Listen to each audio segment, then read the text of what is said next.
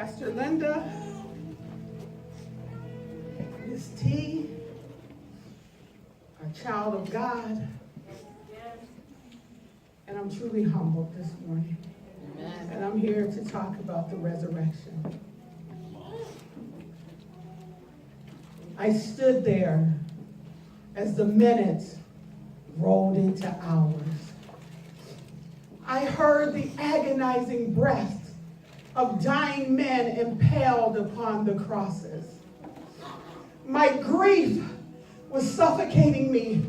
Then I heard the anguish voice from the cross saying, crying out, my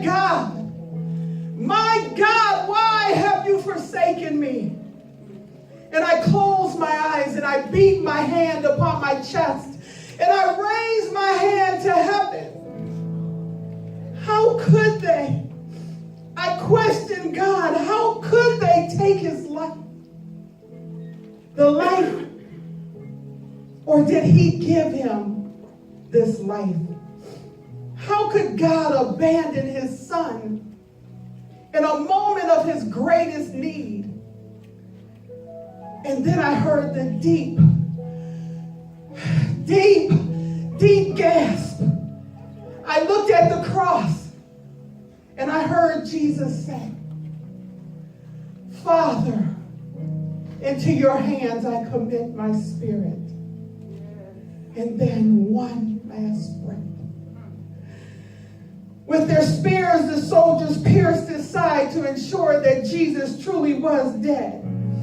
And then they pulled him down from the cross. And I followed Nicodemus and I followed Joseph as they took his body and wrapped him in linen.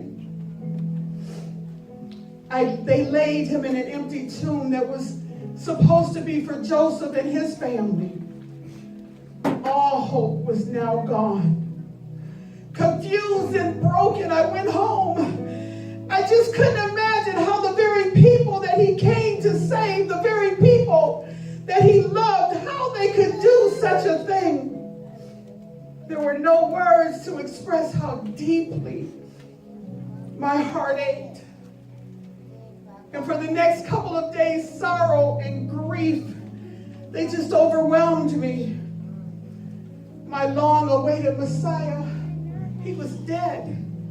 He was dead, and the weight of my heart was almost too heavy to carry. It was now time for me and the other women to go and anoint his body with oils and spices. After all, it was the least that I could do because he died for me. He died for me.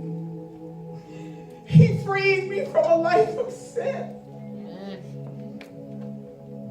He cast demons out of me. And he met me in my filth and shame, and he reached down into my sin, and he made my life worth living. With every agonizing step, every sorrowful step, I made my way to the sepulcher.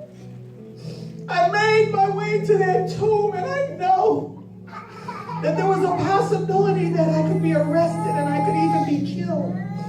But it didn't matter, because you see, life without Jesus, it didn't matter. It didn't mean anything.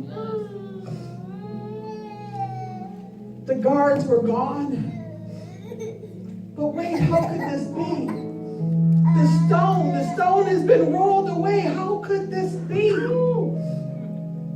There in the tomb laid his grave clothing, but there was no Jesus. The tomb was empty. No Jesus. How could this be? Who would do this? Who would further defile my Lord and Savior by stealing his body? Who would dare to do such a thing? In my despair, I searched for John and I searched for Peter. And when I found him, I told them, Jesus, he's gone. He's gone. Someone has stolen his body. He's not there. He's gone. And they ran to the tomb, and I followed them, but I stayed outside because I was weeping uncontrollably. And as they left, I looked once again. And as the flood of tears began to blind my eyes, I saw two angels sitting there, one at the head and one at the feet of where Jesus' body lay. The other women were frightened because these angels, they gleamed like lightning. And they buried their faces to the ground in awe of what was happening. Why are you crying? They asked. It should have been obvious, I thought. And then they continued, why are you looking for the living among the dead? In response, I told them that someone has taken my Lord. And I don't know where to find him. I don't know where to find him. Someone has taken him. And then someone walked up behind me. And he said, why are you crying? I thought it was the gardener. So I inquired, sir, if you have taken my Lord, please, sir, would you tell me where you have taken him so I can go and bring my Lord back? Please, sir, I beg of you. Mary, in that one word, my hope and my life were restored. I know that voice. I know that voice. It was the voice of the power, the one that had power over life and death. I shouted, Rabboni, Master! And I knelt before him. And I reached to embrace him, but he said, don't hold on to me. Let me go. Because you see, I must go to my Father. Let me go. You go and tell my disciples. Tell them that I'm ascending to my Father, to my God, and to your God. I didn't want to leave him, but he said to go. So I ran to tell Peter, I ran to tell John, I ran to tell Bartholomew and Andrew and Philip. I found him. I found him. Listen, Jesus, he's alive. I saw him, and I know he is alive. He sent me to tell you that the tomb, it's empty, because he's returning to his Father. He's alive. So why have we doubted? Jesus told us time and time again.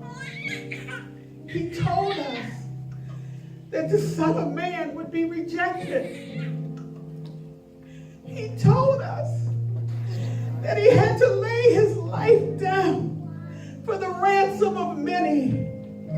He had to lay his life down for you.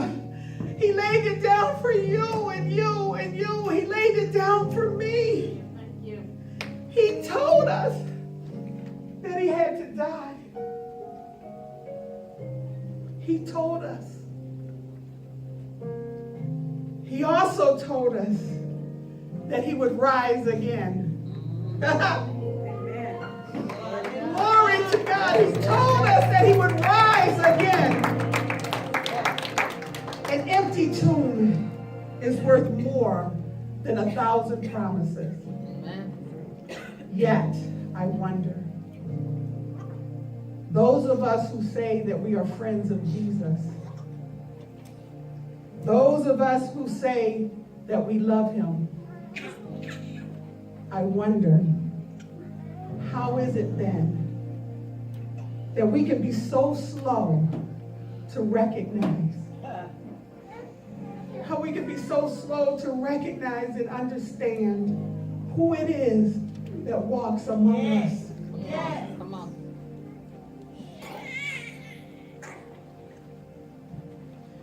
Who it is that gives us life.